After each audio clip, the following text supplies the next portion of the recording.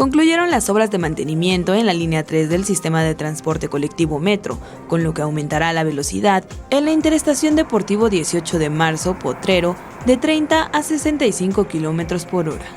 Durante 2 fines de semana consecutivos, se suspendió el servicio en 4 estaciones para sustituir 360 metros cúbicos de balasto y se renivelaron 1.200 metros de vía.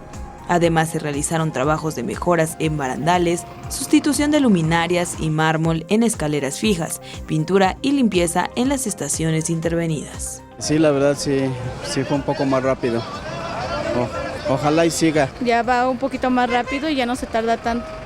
La directora general del Sistema de Transporte Colectivo Metro, Florencia Serranía Soto, señaló que de hoy en adelante cerrar estaciones del metro será algo común en la capital, ya que durante las vacaciones escolares se llevarán a cabo obras paulatinas de mantenimiento en las 12 líneas de la red.